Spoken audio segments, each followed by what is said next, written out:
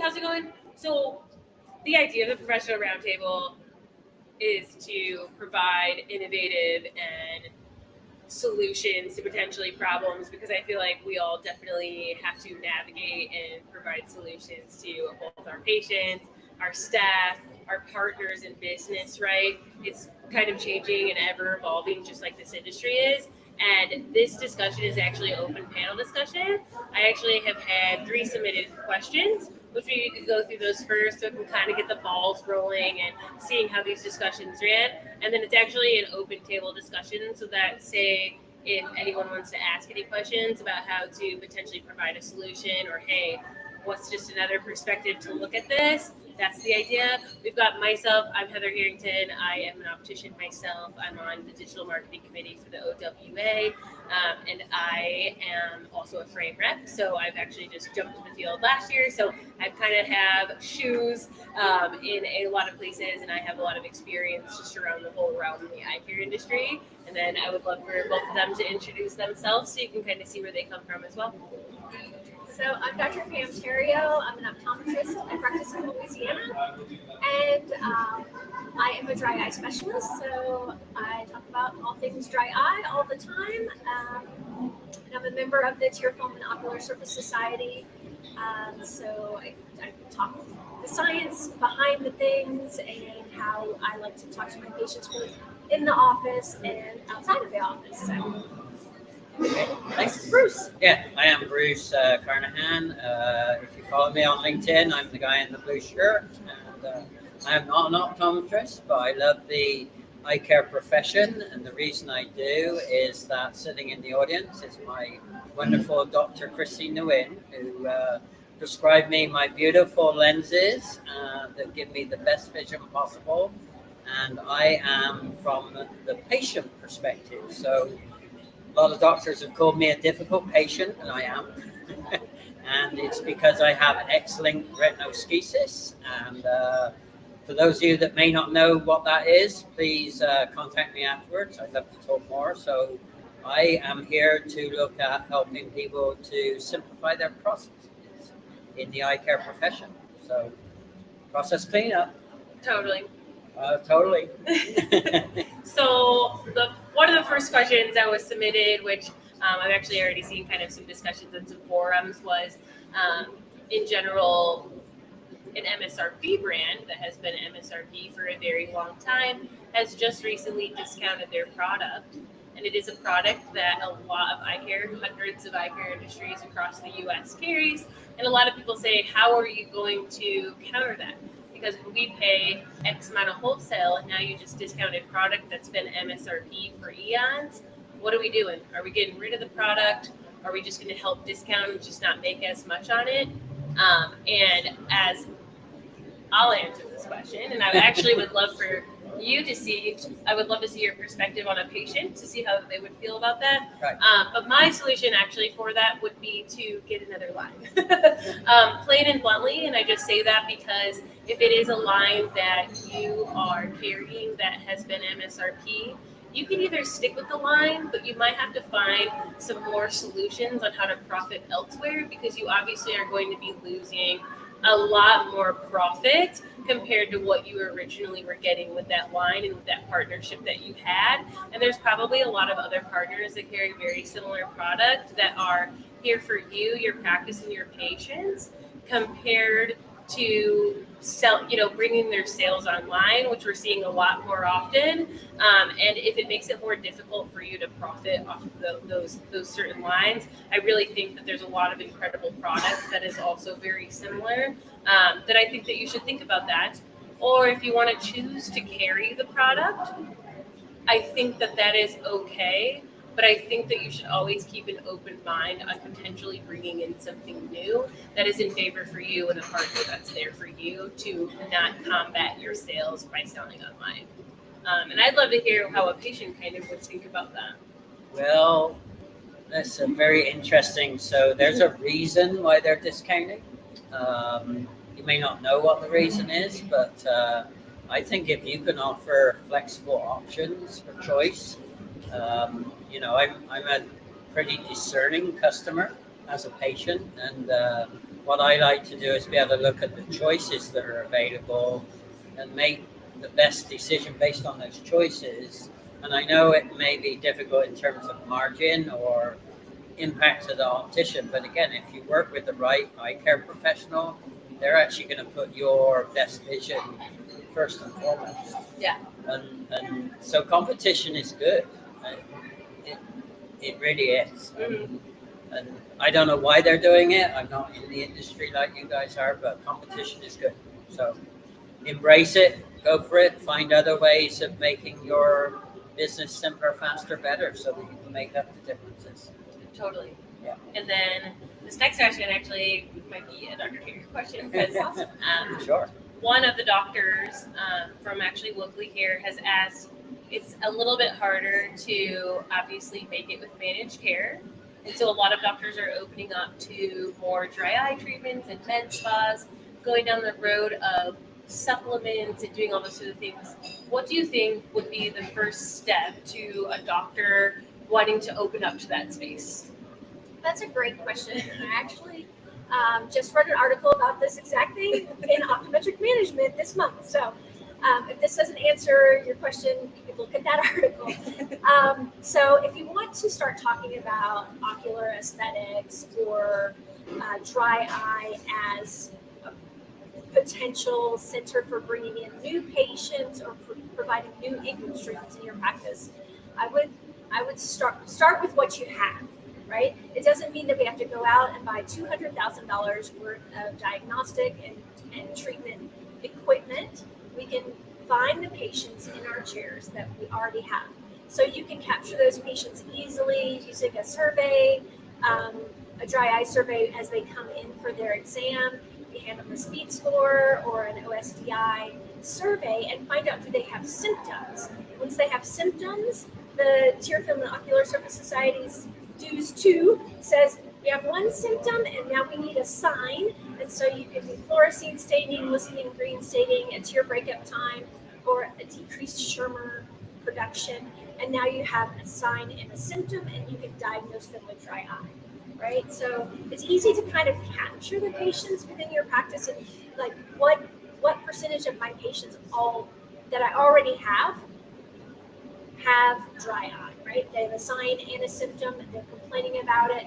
And then you can start with, again, what you already have. Well, maybe I already have an optical where I'm selling glasses. What if I added artificial tears, lid and lash cleansers, and a warm compress to that set sales in the optical? And now they can go home with products that they can use at home to start treating them. And so that would be a simple way. If you really want to start talking about aesthetics, again, knowing if you have the patient base for it. I talk to my patients a lot about eye makeup.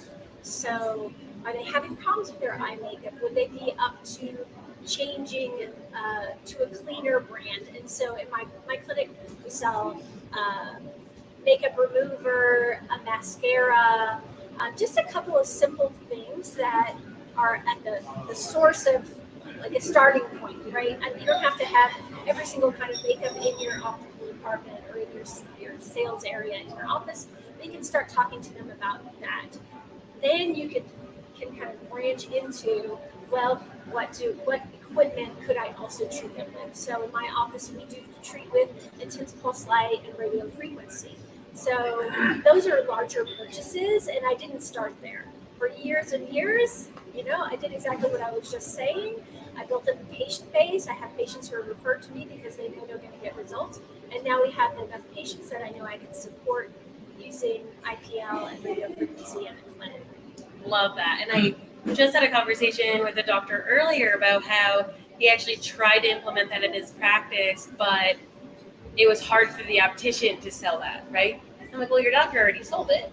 Right? Your doctor already suggested it. That's part of their care. That's part of their treatment. And so what I have done at my office, which I felt like was much easier to be able to have the optician answered, is the doctor actually just grabbed the product and gave the optician a handoff, being like, hey, this is what they need via glasses or just any part of their vision. And then they also need these artificial tears or lid scrub. It actually was with the handoff. That made it a lot easier. It always reminded the optician that this was part of their treatment plan, and it comes with everything else that the optician helped them with. And I think even in the exam room, maybe having a handout of, I want you to use the tears this many times a day, the worm compress this many times a week. That's a great idea. And that way they have their instructions, the optician can go pull the products, and maybe answer some questions even like, oh, what did the doctor say? And then the optician can either re-explain it because they're well educated and they know what they're talking about, or they can say, oh, doc wrote it down right there. Yeah. And I do think that it is important to educate your opticians so that they can answer any of the questions that potentially maybe the doctor already answered, but it just needed to be repeated because they might have just forgot. I actually think that a piece of paper is a really great idea to just have some instructions. I think I've never implemented that in my practice, but I feel like it'd be useful because they might actually use the product a little bit more if they didn't forget, Right. Yeah. Can I jump in from a patient? So from a patient point of view, one of the things I'm talking about here is about things that create friction, right? Or stress. And so if somebody can give me like a one-stop, all in one place, and I call it a one-place communication strategy.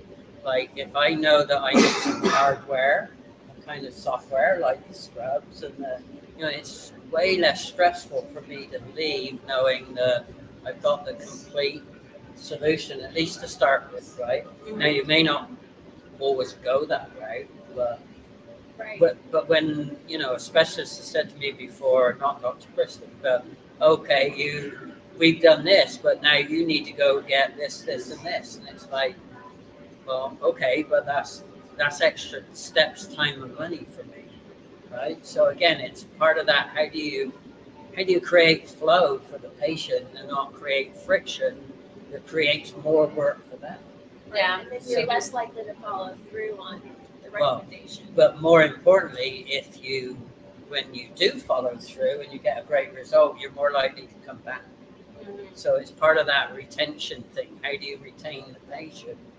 Because you make it easy for them to go do the whole solution. Yeah, and that's actually a really great point of potentially having your patients coming back more often, right? Absolutely. Because instead of them coming up all the time, like say if they need a refill on their artificial tears, or hey, I love this bearded mask, I need one for travel, they're coming to your office actually more frequently because of the care that has been provided by the staff. So that's awesome. So does anyone have any questions about that? What were 3 things you did to market the dry eye piece in your office to help draw people in to understand you were offering a different niche service to the patients that they weren't expecting? Because most people think optometry and think vision. So how did you address that and make that transition over successfully?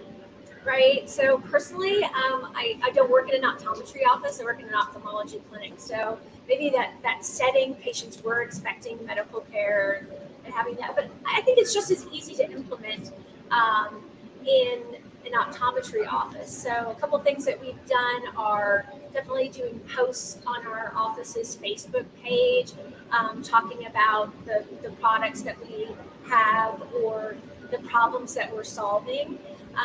We have done patient testimonials on that, both on our website and on Facebook. So we've done some marketing there. When we've implemented new equipment, this is one thing that I'm thinking, because we've just obtained the radio frequency with the Intense Pulse Light, about having an open house and inviting my current dry eye patients to come in and bring a friend, and maybe there's a goodie that we give away at that time, or some kind of discount on the continuum of the package that they can purchase, right? Yeah, and we implemented a dry eye spa with IPL at our practice, and that's actually bringing in, we kind of did, a show. We took 3 months to really send out email blasts, send out text messages of a flyer that said, hey, we're launching this new IPL treatment, and it's a med spa. Come in and experience it for yourself. And we did giveaways for that package, and then if you actually bought the package that day, you got it at a little bit lower of a cost, because obviously we know normally those patients will always continue to come back. So really it was one of those ideas, and it worked very, very well. We started getting people on IPL packages extremely quick. So you talk about dry eyes. I've seen some statistics about there's a much greater percentage than people realize, particularly with the use of technology equipment. Is that correct? So perhaps you could, from a layman's point of view, talk to that, because you kind of all know what the percentage is, but most customers potentially may not know that, and maybe experiencing dry eye symptoms that they're totally unaware of. Right? Or attributing to something Or thinking, oh, it's something else. I mean, I'm lucky because I have to be a student of my own eyes, so that I really know myself really well. So I didn't feel wanting to comment to that. Right? Yeah. What is the percentage and kind of stuff like that. Go ahead. So statistically, there are 30 million Americans with dry eye. Oh, wow. However, only about 2% of those are actually on a prescription medication. So Wow. it's highly underdiagnosed. And to your point, like I think patients really, they contribute their symptoms to other